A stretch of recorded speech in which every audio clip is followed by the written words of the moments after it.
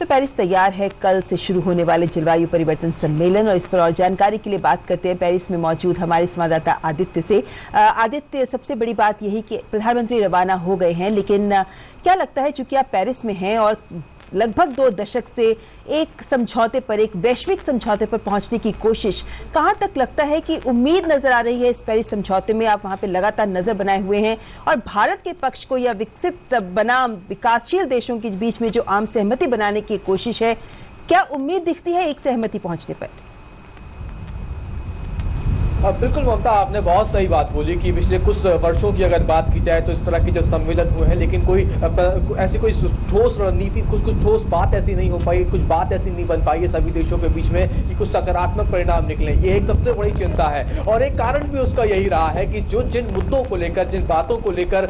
बात नहीं बन पा रही थी और उनको लेकर भी खासतौर से बल नहीं दिया गया, उस पर काम नहीं किया गया इस बार। इसलिए चिंता भी सभी देशों की यही है, कहीं ऐसा ना हो कि शिखर सम्मेलन जो है वो कहीं ना कहीं खाना पूर्ति बनकर जाए। इसलिए इस बार खासतौर से अगर बात की जाए तो इस बार सभी देश जो है पूरी तैयारी के साथ आ रहे हैं और भारत भी पूरी तैयारी के साथ आ रहा है। एक बात आपने बिल्कुल सही कही, आपने बताया कि भारत हमेशा से विकासशील देशों का प्रतिनिधित्व करता आया है। भारत हमेशा उन देशों की आवाज भी बनाए, क्योंकि इस सम्मेलन की अगर खासतौर से अगर मैं आपको बात बताऊं तो प्रधानमंत्री नरेंद्र मोदी एक नया रोड मैप देकर आ रहे हैं। एक नया रोड मैप दुनिया को भी बताया है कि भारत किस उसमें काम कर रहा है, किस लाइन पे काम कर रहा है। और दूसरी बात यह है कि एक नया विजन दुनिया को बताने के लिए, खासकर क्लाइमेट चेंज को लेकर किस क्या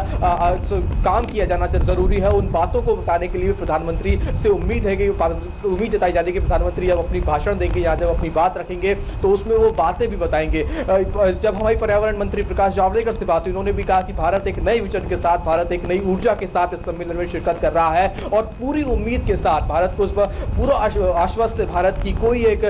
सकारात्मक प्रस्ताव यहाँ से हो सकते हैं कि जो जिसे बोलते हैं कि क्योटो एग्रीमेंट जो है वो कहीं ना कहीं अपने एक शिखर उस पर तो पहुंच जाएगा। जी बिल्कुल आदित्य, लेकिन ऐसे में जिस तरीके से जॉन कैरी ने कहा है कि नई दिल्ली एक चुनौती होगा, जाहिर है कि विकासशील देशों के हक की आवाज बुलंद करने को लेकर भारत पर एक बड़ी जिम्मेदारी है। लेकिन एक बड़ा पहलू जो इस पूरे वैश्विक जलवायु परिवर्तन की समस्या से जुड़े हुआ है वो है वित्तीय संसाधनों की उपलब्धता। क्या उम्मीद की जा सकती है कि इस पहलू पर विकसित देश कुछ और आगे बढ़ेंगे और कुछ ठोस नतीजे सामने आएंगे? बिल्कुल उस और भी बातें होंगी जब बायलैटरल मीटिंग्स होंगी या जब अपनी बातें जब हर देश के शासन प्रमुख रखेंगे तो मेन मुद्दा विकासशील देशों का, विकसित देशों के लिए यही होगा कि वित्तीय समझौते भी हों,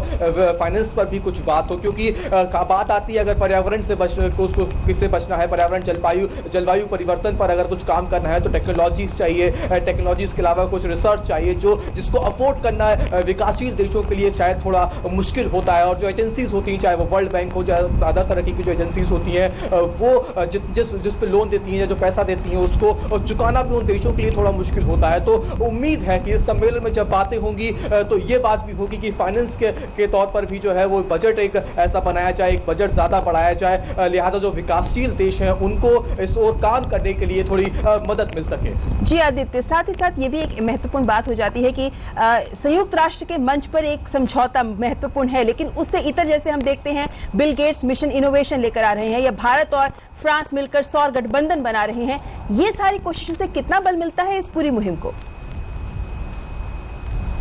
देखिए, ये जो कोशिशें हैं ये बहुत महत्वपूर्ण कोशिशें हैं। खासतौर से जलवायु परिवर्तन में जो मुख्य समस्याएं आ रही हैं वो यही है कि ऊर्जा, कैसे साफ सुथरी ऊर्जा बनाई जाए, कैसे साफ सुथरी ऊर्जा दुनिया तक निर्मित की जाए। भारत का भी यही प्रयास था, इसलिए प्रधानमंत्री की परिकल्पना के आधार पर जो है solar alliance, international solar alliance का उद्घाटन भी इसमें होगा। उसमें तमाम देश होंगे और उसमें भारत अपना रोड मैप बताएगा। भारत सोलार के क्षेत्र में क्या सोचता है, भारत दुनिया को बताएगा कि सोलार ऊर्जा के लिए के क्षेत्र में किस तरह से काम हो सकता है। और जिस तरह से यूएस भी लेकर आया तो कह सकते हैं कि हाँ, जब तमाम देश यहाँ बैठेंगे एक नया पूरा सिनेरियो यहाँ पे बनेगा। क्योंकि जो पिछले सम्मेलन हुए हैं उससे हटकर थोड़ा इस सम्मेलन को देखा जा रहा है, क्योंकि सभी देश जो हैं वो अपनी आइडियाज लेकर आ रहे हैं, कुछ नए आइडियाज लेकर आ रहे हैं। क्योंकि जो पिछले सम्मेलन हुए थे वो जिस कारणों से सफल नहीं हो पाए थे, अब बाकी देशों को भी लगता है कि अगर कुछ नए आइडियाज लेकर इस सम्मेलन में शिरकत किया जाए, कुछ नए आइडियाज इस सम्मेलन में रखे जाए तो उससे हो सकता है है कि बात बन जाए। ममता,